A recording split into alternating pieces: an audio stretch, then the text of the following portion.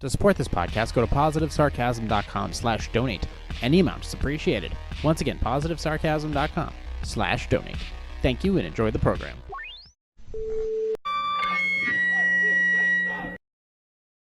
Jay here, positivesarcasm.com. Not .net, .com. Like, subscribe, share, donate, positivesarcasm.com/donate. Any amount is appreciated. Did I get that right? God, I hope so. Jesus Christ. Recorded from the, what is this called? I'm not even sure what the hell this is even called anymore. Recorded here from the Spare Parts Studio. I'm going to be wrapping this thing up in about a month and packing all this shit in boxes and getting out of here. Getting closer to New Hampshire's beautiful seacoast. Not closer, basically on New Hampshire's beautiful seacoast. But until then, find me on Instagram at @positive_sarcasm.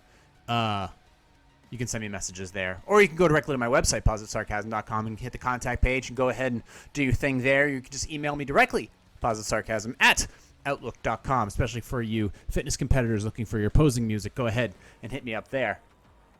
Maybe too much caffeine, maybe the 5-hour energy, or, eternal energy, which is like a 5-hour knockoff. Same shit, whatever. Mixed with the coffee. May not have been the best idea, but we're going to try it anyways. I still got a bunch of these little mango-y fruit things. What is this? What is that? This is a classic series. I don't know. It's in Asia writing. I'm not really sure what. I'm not really sure. I'm not sure at all. Kind of tastes like a little Melanie thing. Not her name Melanie, but a Melanie thing. It's good. Every time I go to a little Chinese restaurant or wherever, and grab like a handful of these things. They're good, when I'm editing and stuff like that.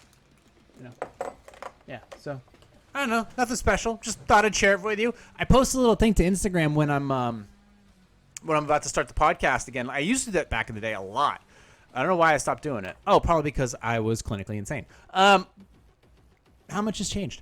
So I figured they're in there. People were wondering, what the hell are those things? I'm like, I go to some Asian restaurants, they have them, and I'm like, I'll grab a handful and throw them in there. It's better than those shitty-ass little red and white mints. Those are way better. That should be like a federal mandate. Like, Trump should sign like a fucking, an executive order saying, like, every restaurant should have those. Either Andes mints. Andes mints are great. You can't go wrong with an Andes mint. Or those weird little Asian melon sucky ball things. That's it. Get one or the other. I mandate those should be, thank you. With toothpicks, need to make a comeback. Toothpicks in case you need to pick something out of your teeth. Or if you got to stab a motherfucker in the parking lot. And some of those melon ball thingies. And maybe some Andes mints. Andes mints. The regular mints are fine. But I got to tell you, they have the cherry ones. The cherry Andes mints. They're not even mints at that, but they're obviously cherry mint. They're cherry chocolate, but that's a silent killer right there. Those are assassin chocolates. Those are good. I don't know. They could be regular milk chocolate or dark, either way. But I can tell you, those ones, if you can find those, if you can go in the store, in the off season, of course, and grab yourself some Andes cherry, standard Andes mints, but they got the cherry flavor in them. Bomb diggity. Those are perfect. They're great on can. If you want to pop one in your mouth, oh, perfect. I think that was a Monty Python sketch too. Oh, the thin waff on a mint. Yes, it was. Anyways, I don't know if you guys are aware of not really a cultural thing, but it is actually very cultural. Financial responsibility. We talk about that a little bit in this podcast, and it just still belittles my mind how bewilders me. Excuse me. How stupid fucking people are. Or fucking stupid people are. Excuse me. I'm not helping my case out. Find me on Instagram at @positive_sarcasm. Caleb, I think it's called Composer, but finally he does. If you're looking like financial stuff, he does these. He's a smart kid, obviously, definitely a smart kid. But these people go on his show, and he pays them to. He goes through he audits their entire financial history and sees, and he definitely goes out of his way to find some train wrecks for sure. But the thing is like I'm seeing these people, and they don't listen. They don't listen. They don't understand. Sometimes they're couples, sometimes they're on their own. But ultimately, I cannot wait to get a new fucking studio. This place is a goddamn I can't believe I put up with this for 3 years. Patience is a virtue, one I may or may not have. The stuff, the shit. I've been in some bad situations. Like I've had $15,000 in debt. I had 34 grand in student loan debt. I had, car loans on cars that ultimately were, hit and run on and totaled, or the transmission or clutch blew up, or the turbocharger fucking exploded.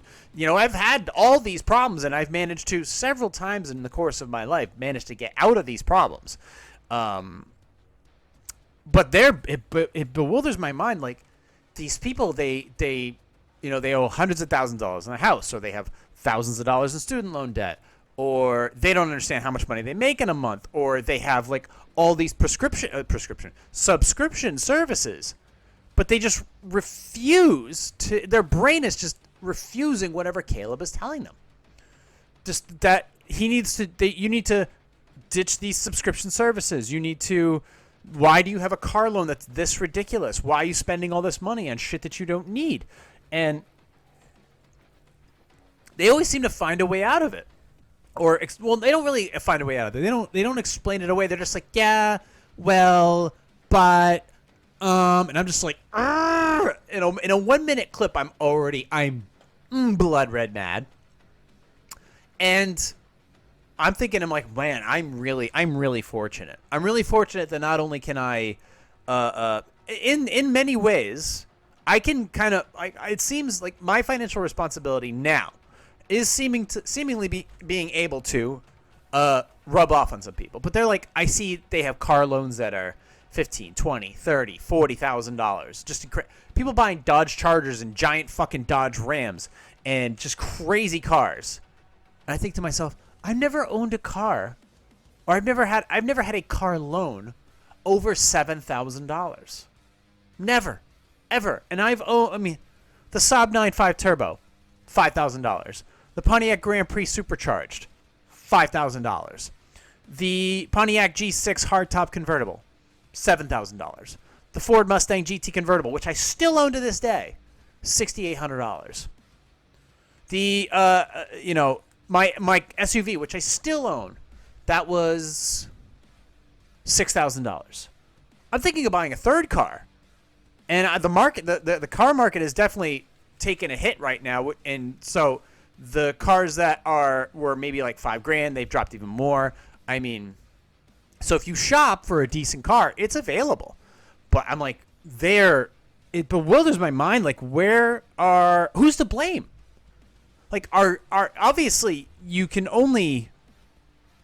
Well, who's to blame? Obviously the user, the buyer, the person who's paying for these subscriptions, the person who's buying these stupid ass cars, the person who's door dashing until their head falls in.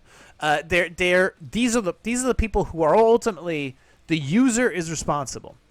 But I think there obviously is an argument to the point, though, what were they brought up in? What were they raised in? How were they treated as a kid, as they were in elementary school, in middle school, in high school, in college? Who told them no? Who told them no? No, you're not getting a fucking Audi a Q3 to go to college in. No, you're not getting a brand new Jeep Grand Cherokee or Jeep Wrangler to go to college in. No, you got to fucking work to get that little shitbox car so you can drive to work when you're 16 years old. No, you're not going to fucking UNH. No, why? Why would you do that? To do what? Get triggered? And I can speak more about that in a minute because I have connections inside UNH. And basically, whatever goes on there is a absolute test bed for other colleges, for sure. And I'm not talking about little vocational technical schools. That's where if you actually wanted to just make money in life, you'd go to a VOTech because you want to be a plumber, an electrician, an automobile technician, HVAC technician. People who are needed and can charge a fuckload whenever they want. But who's to blame in this scenario? Who's to blame for a college kid who has $50,000 to $75,000 or not a college kid? Who's to blame for a young adult who is not willing to work hard, spends all their money on Uber Eats and DoorDash and never actually cooks a meal for themselves, who has at least $50,000 in student loan debt, who has a car loan, who has $5,000 or more in credit card debt, can hold down a decent job, has at least 2 or more subscription services, like, for example, Spotify, Disney Plus, Hulu Plus, or whatever. Who's to blame for that? They're obviously the ones that are not. There's so much financial information out there. For them to be like, okay, the decisions I'm making are completely terrible.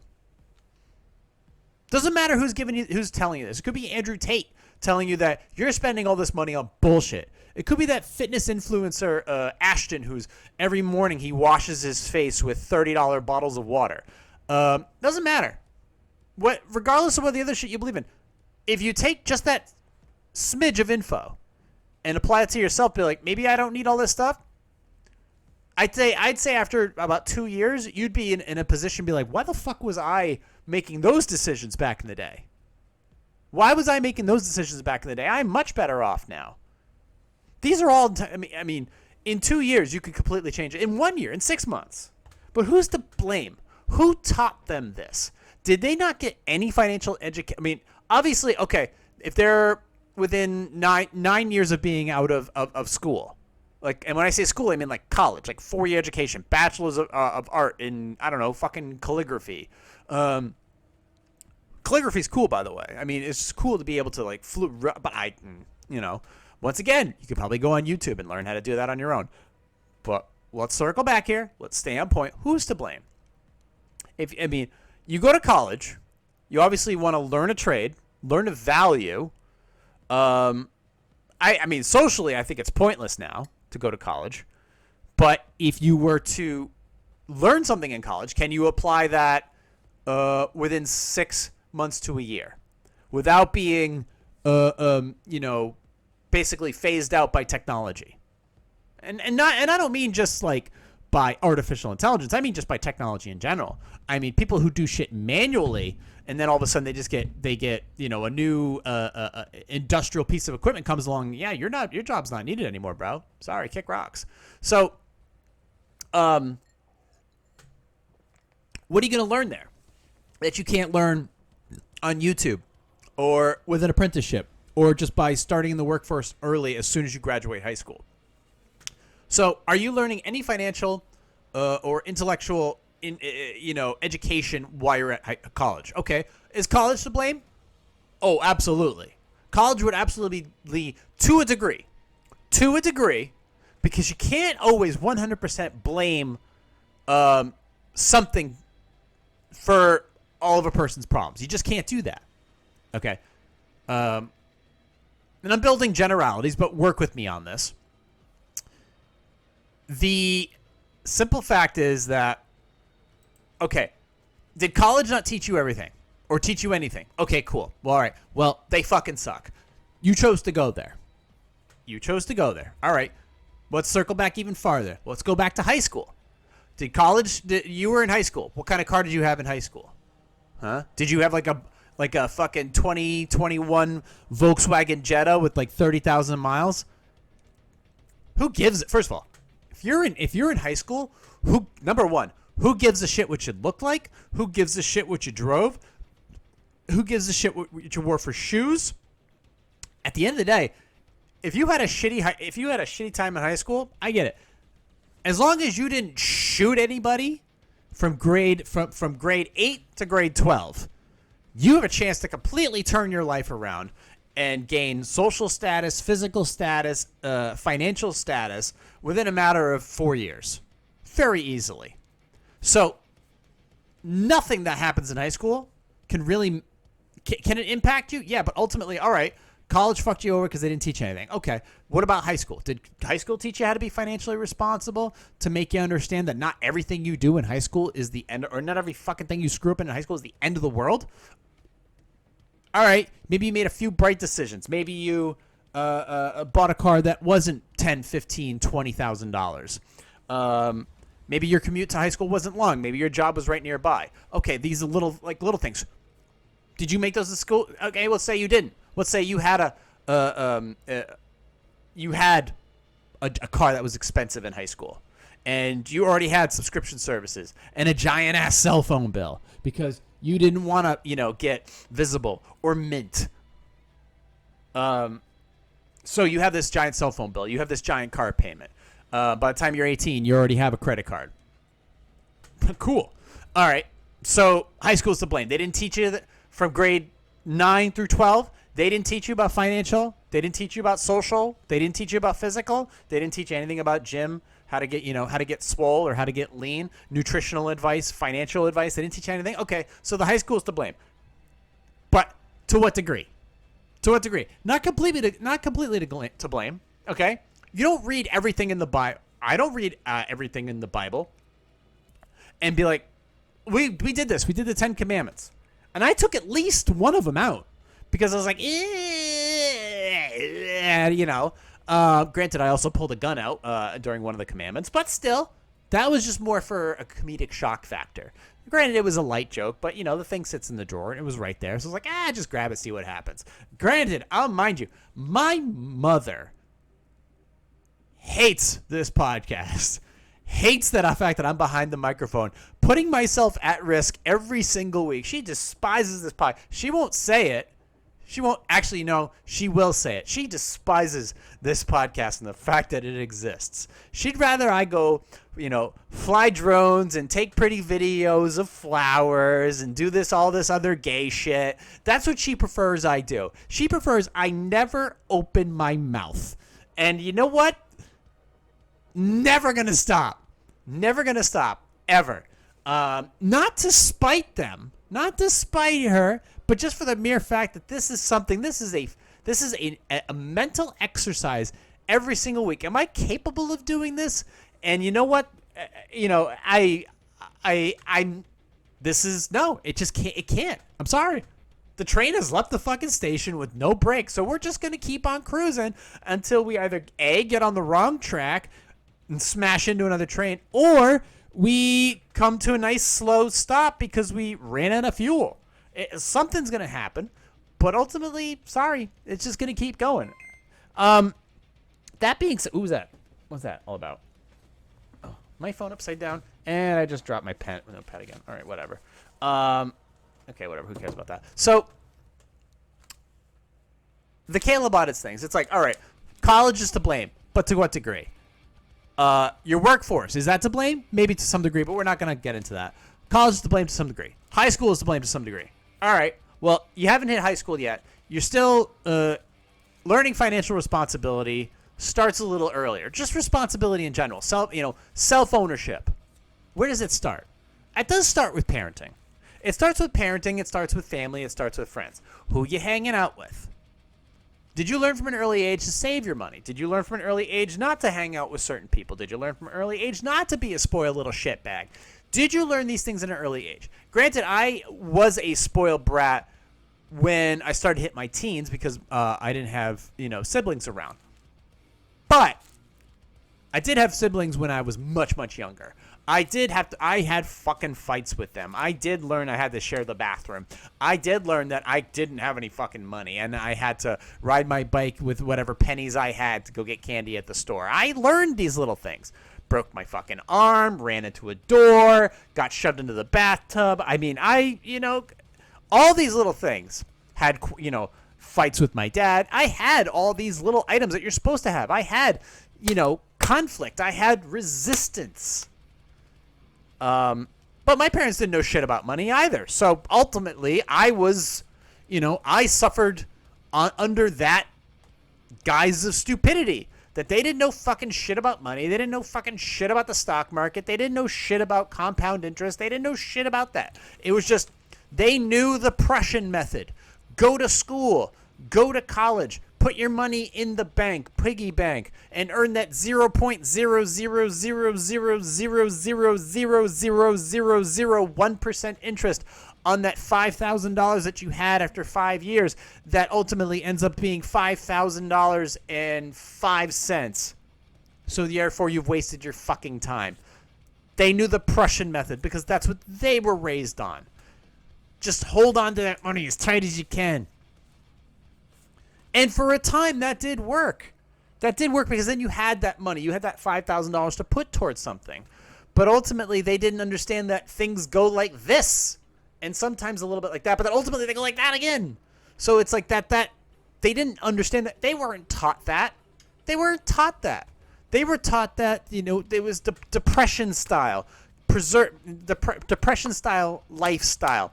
Preserve what you have. Use it till it's completely broken. These were the good traits that that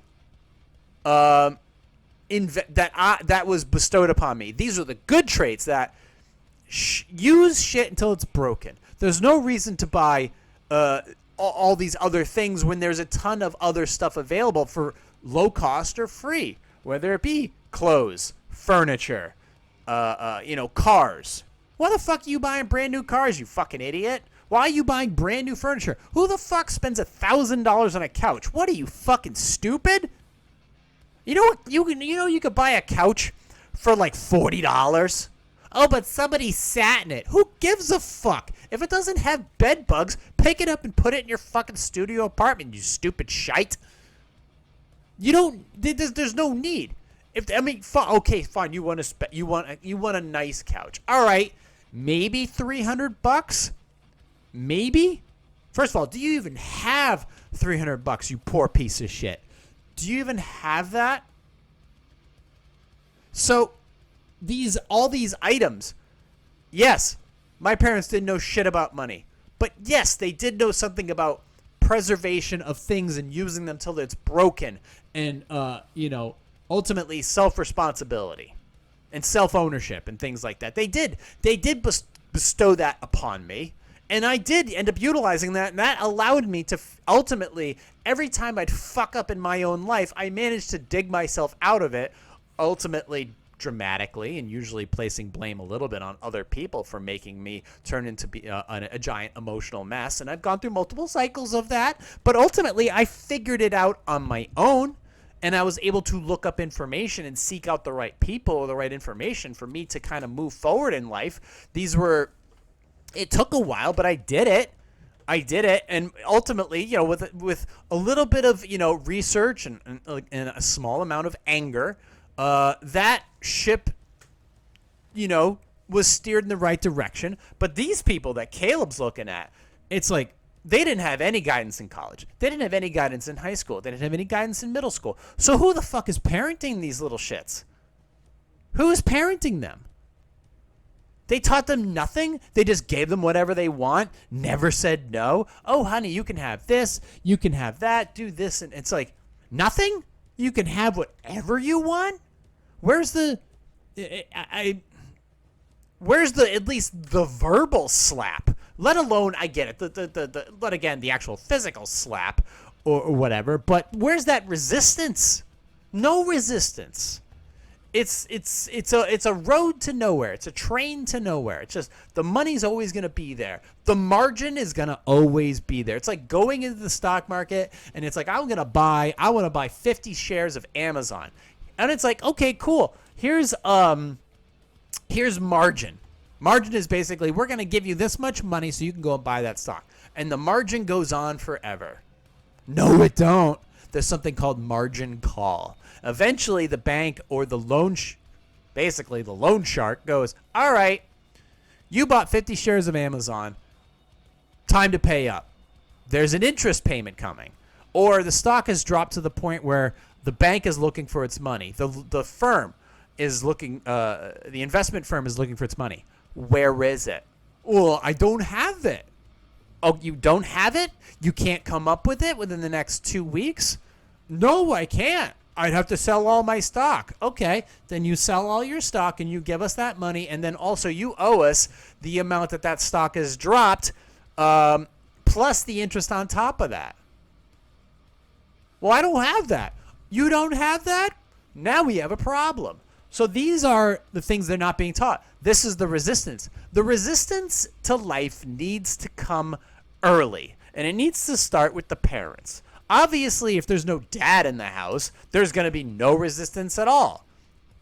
No dad in the house means no resistance. It means mom is basically doing everything just to fucking stay afloat. She's working 2 jobs. She's working 1 job. She's paying for daycare. She's, shacking up with multiple dudes because, quite frankly, nobody wants to hang around with the little shit.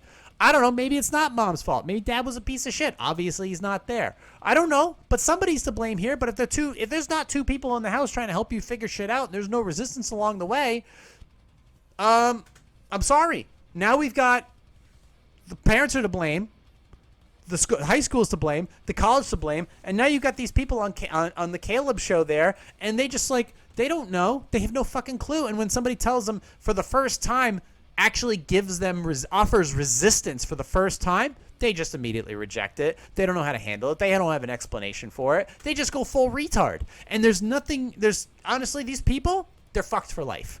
Once you reach a certain age and you've never been given resistance, imagine this. You go through your entire childhood, no resistance. You go through your entire high school experience, 7 through 12, middle school, high school, no resistance whatsoever.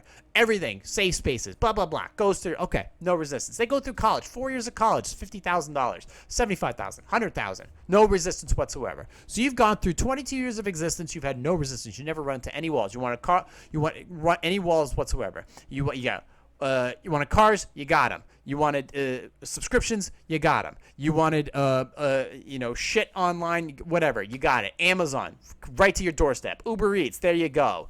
Never had to cook a meal for yourself, huh? Didn't you, little fuck? And then all of a sudden, at that point, you're 22. You go into the job market. How early do you learn? You go another 10 years, you got a 32-year-old who's never had any resistance in their life because they deferred their college tuition. Basically, you go into a deferment program. You can go into a deferment program where you pay maybe $25 a month and your loan just fucking sits there. Your loan sits there. And you never actually pay on it. And then you have your car insurance. And then you have your car itself. You go and get a car. It's reliable and blah, blah, blah. And now all of a sudden, the thing has 110,000 miles on it. You still owe fucking $12,000 on the thing. All realistic, by the way. All realistic. I don't mean realistic on the fringe. I mean this is an everyday thing. This is an everyday thing that happens all the time because people are fucking stupid or they were never taught properly. No discipline whatsoever. By the time they're 32 years old and all these problems have never been addressed to them, you're 32 years old, you have all these problems that we just discussed, you're fucked. You're done. Wrap it up, body bag. You're done. There's no, your brain has already been hardwired and they're those people, lost causes. I'm sorry. That's lost. That's a lost generation. It's a lost generation of retarded people taught by retarded people. And you're never, to me, at this point, I'm not going to teach you. You're not listening to me. I'm just some dumb Jew on the internet with only a few viewers here, and I'm just spewing this stuff off as I'm getting ready to move to literally the edge of New Hampshire's beautiful seacoast and live my life. I'm not going to worry about you once I'm gone. I'm not going to worry about these fucking 15,000 students that are attending this piece of shit university down the street. I'm not going to care about them. They're going to fucking go off to college with their, Land Rovers and their Jeep Wranglers and their Grand Cherokees and their Dodge Chargers and their Ford Mustangs and all this stuff. I don't know where I don't know where they got this fucking money. I have no idea where they got this fucking money. I don't know where they got these cars. I don't even know. I have any idea what's going to happen to these motherfuckers once they leave. I have no idea. Do I care? No. Quite frankly, I don't give 2 fucks. I got my own life. I got Chase to worry about. I got my fiance to worry about. I got my bills to worry about, even though I don't have a lot of bills because I figured it out. It only took me 40 fucking years, but then again, I was retarded for a vast majority of them. But hey, you know what? You can grow out of being retarded. I see a lot of hot chicks on Instagram that happen to have Down syndrome. Throwing that out there. I'm just saying they can figure it out. Maybe you can too. But I mean, hey, it's going to have to be on you, bro. I'm not going to care about them. You've had no resistance. Sorry, you're lost cause. This is World War Z, and you're all fucking zombies. I'm just going to run from you. This is your zombie little town, and I'm just going to, light a match to it, set it on fire. I don't care. These people, I don't think that Caleb is, the vast majority of these people that Caleb is auditing, they can't be helped. I don't think they can be helped. He just sits there and he goes high-pitched and screams at him, and it's like, I can't see how this is going to get any better. I can't see it. Maybe I'm blind. Maybe I'm blind. Maybe I'm judgmental. I don't know. But ultimately, I don't see hope for these people. And these are people that they live maybe down the hall. They live down the street. They're going to college. They're all fucked. They're all fucked in the head. They don't see it. Some of them could probably turn it around. Because they're still young. And maybe they've already had some resistance to life. And maybe they actually have, like, they're coming to an institution for a legitimate reason that will allow them to make money. And maybe they have a scholarship because, I don't know, they play fucking lacrosse really well. Or something like that. But either way, a lot of them, it's like people who try out for the NFL. A shit ton of them, the vast majority of them, don't make it. It's just like American Idol. American Idol, how many of those contestants they just fucking mow through?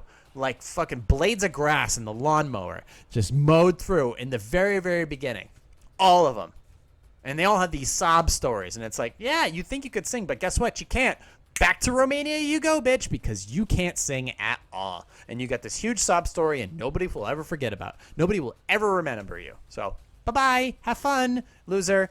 It's not something I can control, not something I'm going to do anything about, but I see these people. They bag my fucking groceries with no smile on their face. And I'm sorry. These are the people that they're going to suffer. They're going to have a hard time in life. They're never going to understand why. Because there was no resistance early on.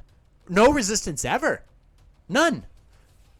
I had resistance. It was a lot of emotional resistance. Financial resistance was up and down. And there was never any, hey, if you do this right now, I guarantee you, you will never have to work again in 10 to 15 years. I don't care. I could have been 6 years old. If you told me that, I'd be like, tell me more. If you told me that at age 6, if you do this when you turn 15, 16, you do this and you just don't do anything else and you just struggle for the next 10 to 15 years, you will never have to work again. You will never have to do anything else again other than just live life like this.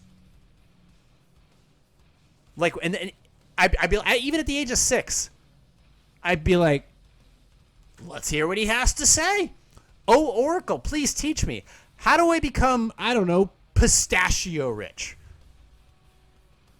When I say pistachio rich, what do I mean? Well, okay, there's levels to this game. Can you afford to eat pistachios? Okay, can you? First of all, pistachios are expensive. What's a bag of almonds? What's a bag of almonds? $7? $7? $10? Like regular, like nice almonds? Almonds are expensive. Bag of peanuts? $3-4. Planters peanuts, that's like $2.99. Planters is, by the way, peanuts are not a nut. It's a legume, by the way. But like almonds or cashews, it's expensive. But are you almond rich, cashew rich, or pistachio rich? Pistachio rich is like, okay, what kind of pistachio rich are you? Can you afford like pistachio extract? Can you afford actual like pistachios? Like, can you eat pistachios every week? Can you actually, like, in your budget, go to the store every single week and buy cans of pistachios or box of pistachios and sit there and pick them apart? Okay, that's one thing. But truly, pistachio rich, to truly be pistachio rich, not only are you buying pistachios, but you're buying them already shelled. Like, you're buying shelled pistachio. You're just all pistachios. How much do you think that costs?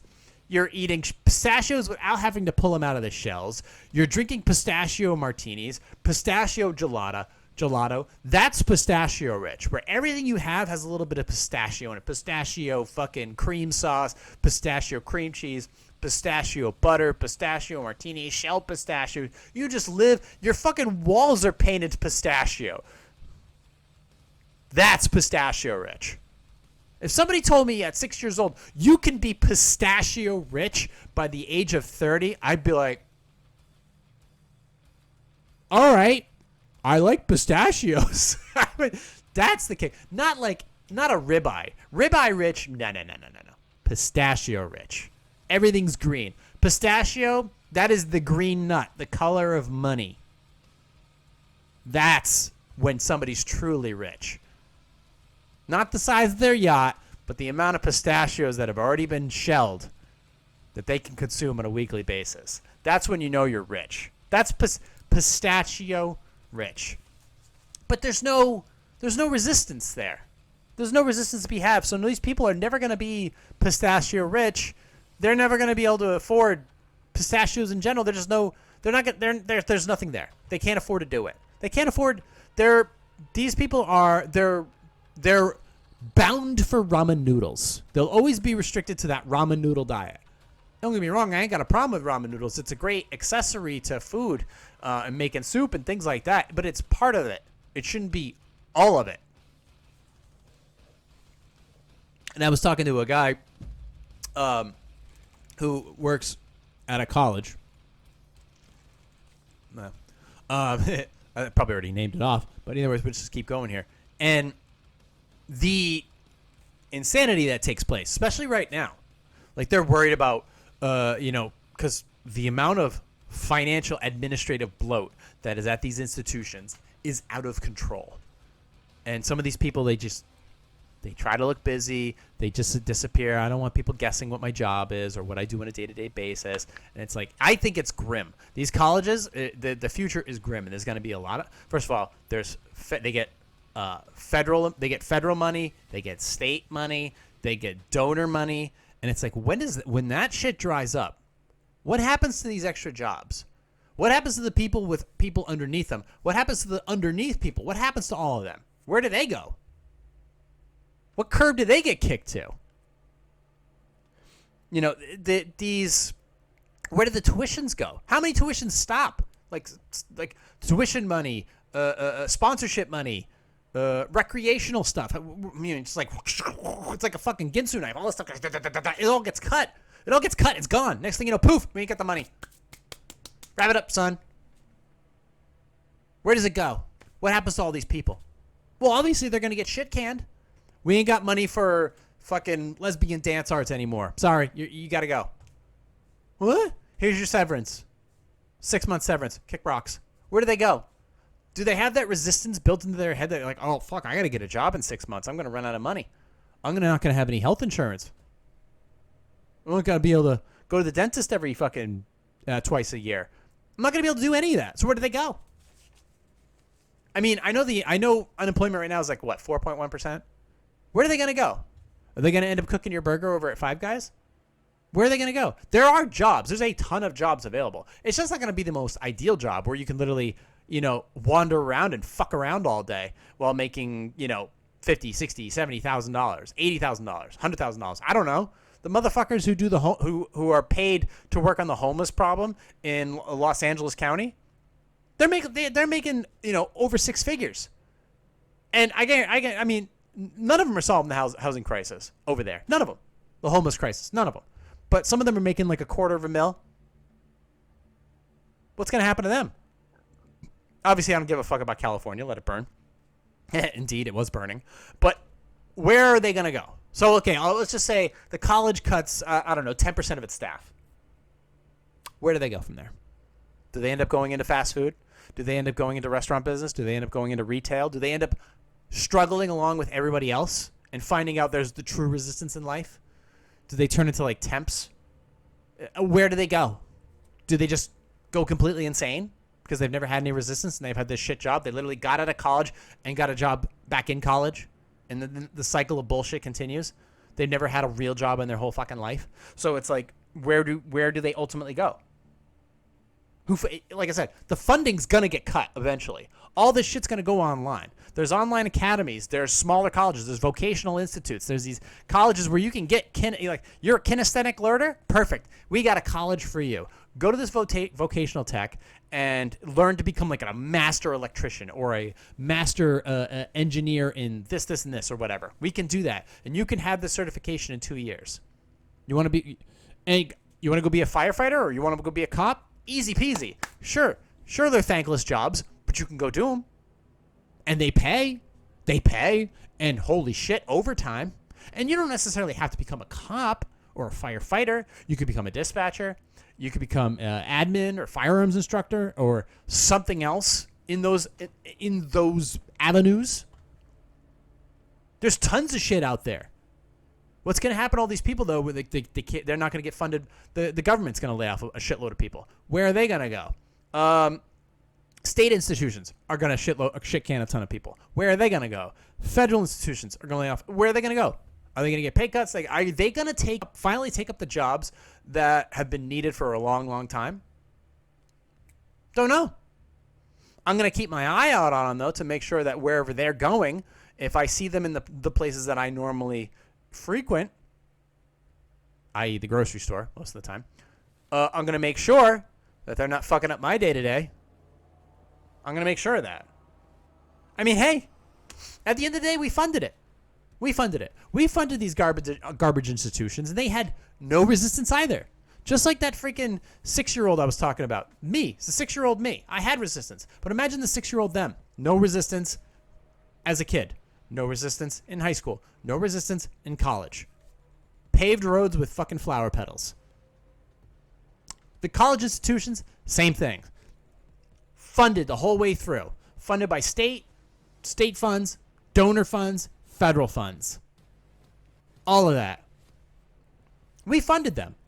Just like everything else in life. All these paths of resistance, all this money that's been wasted on this bullshit. It's all going to come crashing down. And I'm talking about in terms of this subject. We funded all this shit. We funded these college institutions and these bullshit administrative positions that are probably not going to be here in 2 to 4 years. We funded all that stuff. Hundreds of thousands, millions of dollars. Millions and millions of dollars. We funded all this stuff. We're not saying we, the federal government, the state government, donors, we funded all this shit. We funded that shit. The drug war in Mexico that we're fighting right now, we funded it.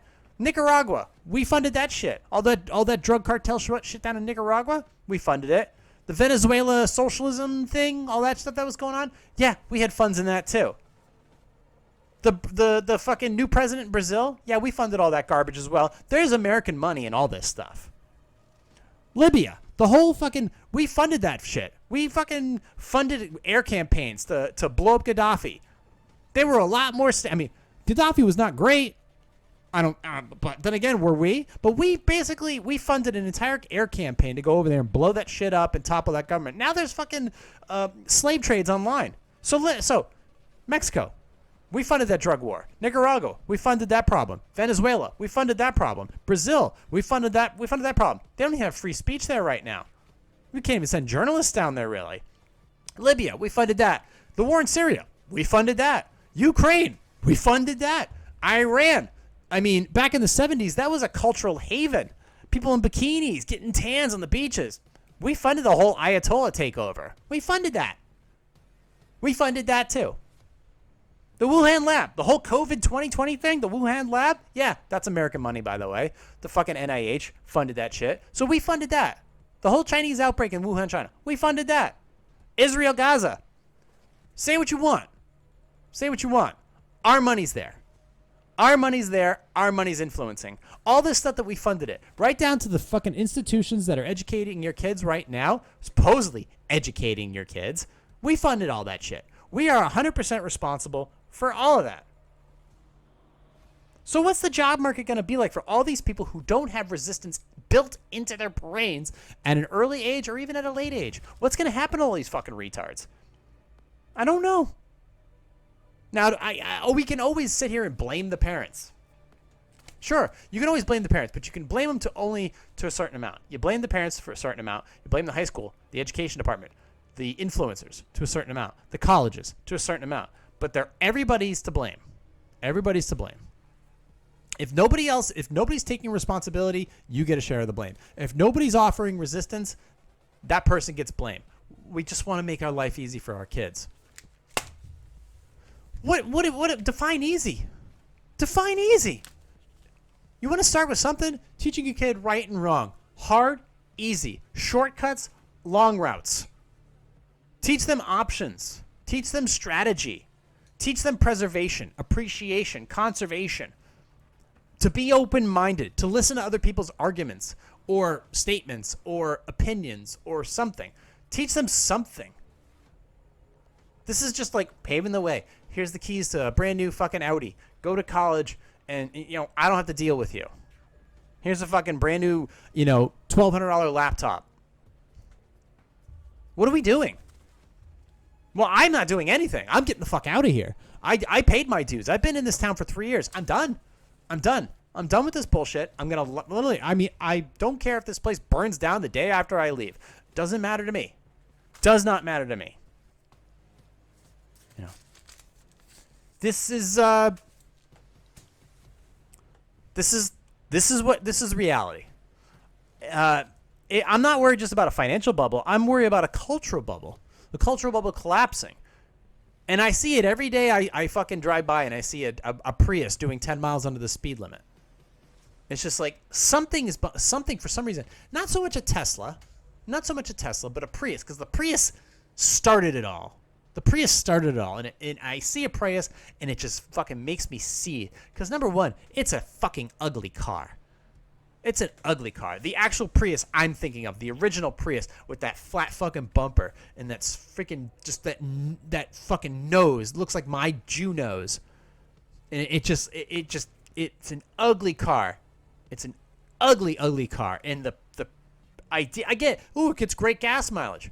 What do you fucking do? So does a 1997 Ford Escort ZX2. That fucking gets great gas mileage too. And guess what? It cost you $3,500 to buy it. You know, throughout the years, it's like, all right, the cost of inflation. It's like, I haven't spent any more money than I normally do on cars, regardless of whether I bought the car back in 2008, 2004, or 2022 or 2023. My spending on cars has not changed, has not gone up. If anything, it's gone down. My spending on stuff, with the exception of eggs by accident, I bought the wrong pair, $6.99. What the fuck? I should have just gone with what I knew was going to be $3.49 a carton. I'm not the one eating the eggs, by the way. Chase is the one eating the fucking raw eggs. He's the one. JP Moneybags over here. Yeah, that's right. I'm looking at you. He's the one eating all the expensive ass eggs. I've got my chicken and my pork and my deli cuts. I'm all set. It's a summer diet. My summer diet is in full swing. Is just about in full swing. So it's not me. He's the one doing it. Blame him. But he's had resistance in his life. That's why he growls when he meets new people. But he's had resistance in his life, so he understands and he appreciates the fact when he's around people that he's comfortable with that he loves them to death. Same thing with me. I've had very weird resistance at very odd times in my life. So I understand and I appreciate now more than ever the leaps that I've taken financially, emotionally, physically, and now location-wise, that I finally made the jump after 3 years of living in this fucking dump. That where I'm going is where a lot of people they literally can't. They can't. They don't see the value in it, or they can't afford it. They just don't know how to persevere out of being told no. I was told no in Hampton. I was told no in Northampton. I was told no in Portsmouth. And now here's the thing. I've now found like the one place where I expected to be told no, I was told yes. And it's going to be awesome. That's the thing is I understood what resistance was and I didn't let it break me. I just made me more determined. It made me tighten that screw even more because I was dead set on getting the thing that I've waited patiently for, that I've built up for. Not so much I've deserved it, but I gave myself the ability to catch that, to grab it. And I was quick on the ball. I didn't hesitate once I saw the opportunity to live where I wanted to live and do what I wanted to do and be with who I wanted to be with. I know an event horizon is coming, but ultimately this time I'm determined to pass through this black hole unscathed and with everything intact, including my humanity. But these people who go to these colleges and the people that I watch Caleb auditing and the people that I hear, they're worried about what is, when they go to college, it's like, They were asking, what happens if ICE comes to campus? It's like, get the fuck out of the way. They're not coming for you. Why would ICE come to a $20,000 a year campus? Because that one kid fucked up on his passport? First of all, ICE is coming. What do we do? Just get the fuck out of the way. Go mind your own business. Be like, I don't know nothing. Do you think what are you going to do? Protest ICE? What are you going to do? Get in their way? Do you understand what ICE would fucking do to you if you impeded their movement on a college campus? They would run you over. They would run you over. And they wouldn't give two fucks about doing so. So you get the fuck out of their way. Because if you want to run into resistance, how about the United States fucking government right now? Try resisting them when they are literally going there with a warrant and an executive order to do some work on a college campus. Ooh. Worry me, my little glass brain. They will run you right over. Just get out of the way. Try not to get yourself arrested in the next 5 years. And do yourself that favor. But you're not. These people, these are the legitimate things. They're worried about whether or not ICE is going to come to campus and fucking, take away, Paulina, who maybe screwed up on her certificate to stay for another 6 months for the semester. I don't know, but they're worried about. Don't worry about that shit. Don't worry about that shit. Worry about whether or not you're going to be able to afford to eat next week when your credit card maxes out, or if you're going to be able to afford next month's semester because all of a sudden your tuition got cut, or your scholarship got cut, or the federal government's not funding your school anymore, or not funding your ability, your loan. They're like, nah, this is you can't. Why'd you focus on that? Focus on what you're going to do when all of a sudden that ability to do something is not there anymore. Are you going to be able to pivot, or are you just going to crumble? And I just see a lot of people crumbling. And then all of a sudden, and ultimately not taking responsibility for their actions, but blaming other people for it. My whole life was paved. The road was paved for me. And now all of a sudden I just hit dirt. It's like all of a sudden the world became flat and I just ran into an ice wall. And it's all your fault that I can't continue to live the life that I want to live. Sorry. Not my problem. You can find me on Instagram at @positive_sarcasm. If you have questions, concerns, comments, you can email me directly through my website. Or you can email me. You can email me through my website, go to the contact page, or email me directly positivesarcasm@outlook.com, or you can hit me up through Instagram at @positive_sarcasm. Like, subscribe, share, donate, positivesarcasm.com/donate. Any amounts appreciated. You can find this podcast in video form on YouTube and Rumble. Just look up Positive Sarcasm. Feel free to like and subscribe there. I post a week in review every week. I'm sure I'm going to have a tasty one for this one from this episode come Sunday. Also, what is it? Audio version of this podcast, Spotify, iHeartRadio, TuneIn, Podcast Addict, Apple Podcast, anywhere where anywhere podcasts are downloadable, including streamable and downloadable from my website, positivesarcasm.com.